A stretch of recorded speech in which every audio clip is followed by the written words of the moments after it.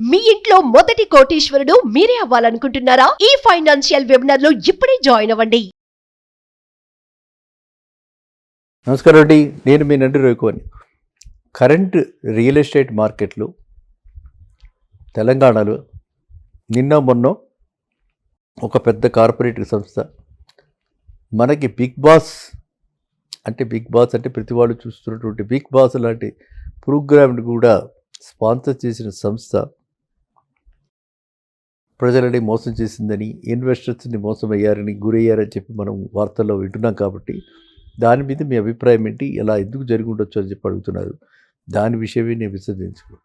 ఒకటండి, first of all ఈ గత మనకి ఇంతకు ముందర మనకి తెలియకపోయినా 2019 నుంచి 2014 to 19 అంటే ఆలనాడు సిబిఎన్ గారు ఫస్ట్ టైం పబ్లిక్లోకి ల్యాండ్ పూలింగ్ సిస్టమ్ తెచ్చారు.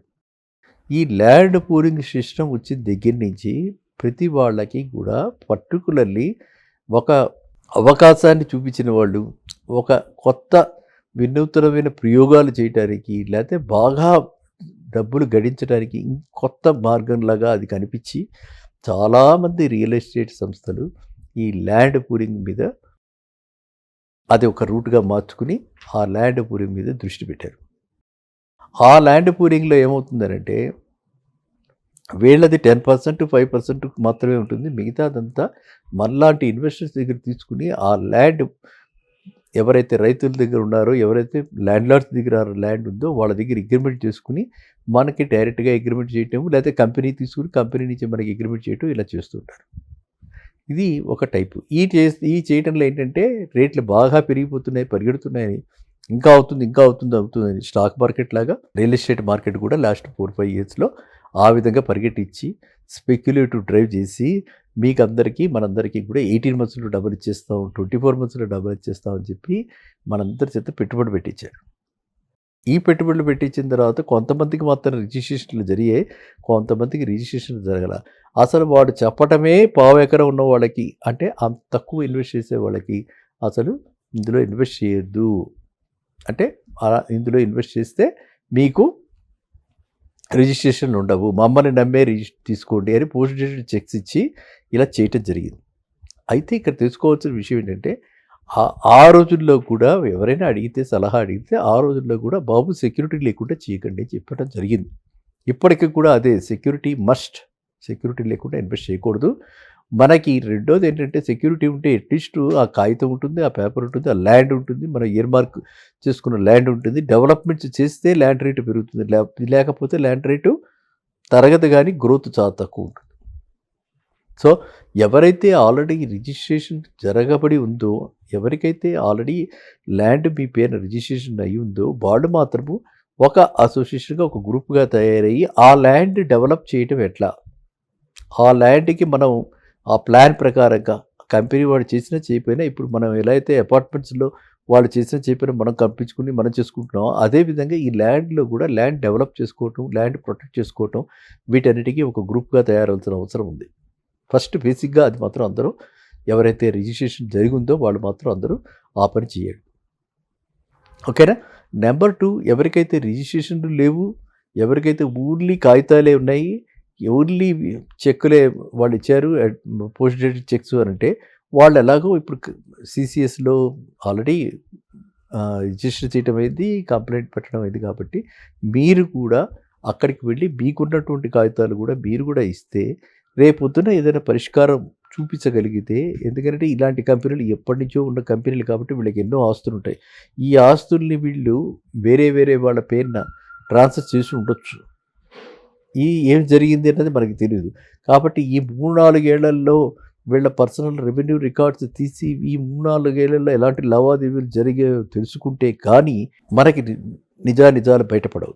అలా వీళ్ళు ఈ డబ్బుని అంటే మొబిలైజ్ చేసిన 100 కోట్లు చెప్తున్నారు, 100 కోట్ల డబ్బుని ఎటువైపు ఏ విధంగా వీటిని పెట్టుబడుల్లో పెట్టారో ఎలాగ హరించాయి. ఈ డబ్బులు హరించవు, డబ్బు పోతుంది, ఎక్కడికి గాలికి ఎగిరిపోదు.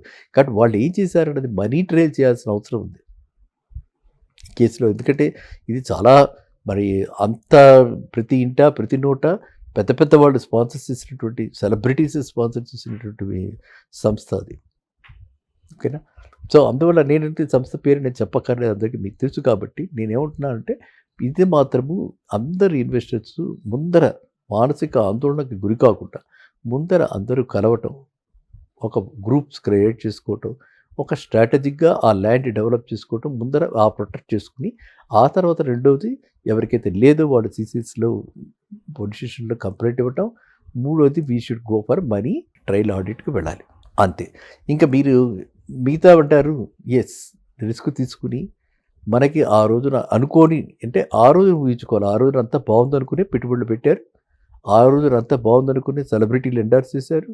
ఆ ఎండార్స్మెంట్కి చూసి ఎండార్స్మెంట్ వల్లే పెట్టారని అనకపోయినా ఎండార్స్మెంట్ చూసి ఆలోచన కలిగి అందరం కూడా ఒక భ్రమలో పడి ఓకే ఇది జరుగుతుందని అనుకుని, అంటే అంత ముందర అనుభవాలను మనం పరిగణలోకి తీసుకుని రేట్లు ఇలా పెరిగిపోతున్నాయి కాబట్టి ఇప్పుడు కూడా వాళ్ళు అలా పెంచగలుగుతారు, ఇలా రేట్లు పెరుగుతాయి అనే ఉద్దేశంతో అందరూ పెట్టుబడి పెట్టడం జరిగింది. కాబట్టి ఇప్పుడు చింతించడం కంటే జరిగిన దానికి ఏ విధమైనటువంటి పరిష్కార మార్గం ఉన్నదో అన్వేషణ చేసుకుని ఆ పరిష్కార మార్గంలో అందరూ వెళ్తే మళ్ళీ దీనికి ఏదైనా దాన్ని ఒక వెలుగు చూసే అవకాశం ఉంటుంది. మన డబ్బు ఎంతో కొంత పెట్టిన పెట్టుబడి అన్నా వెనక్కి వచ్చే అవకాశం ఉంటుంది.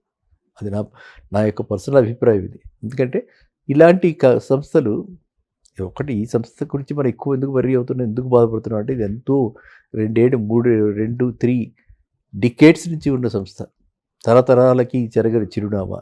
అలాంటి సంస్థ, అలాంటి యాడ్స్, ఇంత పెద్ద పెద్ద వాళ్ళు ఎంతో నీతి నిజాయితీకి వాళ్ళు అంటే ఆదర్శంగా మనం అనుకున్నటువంటి వాళ్ళు దీన్ని ఎండార్స్ చేశారు, ఈ ప్రోడక్ట్ని ఎండార్స్ చేశారు. కాబట్టి మీరంతా కూడా చాలామంది దీని మీద వరి అయిపోయి దీని మీద అనవసరంగా ఆ డబ్బులు పోయే, ఆ డబ్బులు ఇరుక్కుపోయే, వాట్ ఎవర్ హ్యాజ్ హ్యాపెండ్ దానికి ఇంకా వరి అయిపోయి ఇప్పుడు మీ ఆరోగ్యాలు పాడు చేసుకుని మీ భవిష్యత్తు పాడు చేసుకోకండి.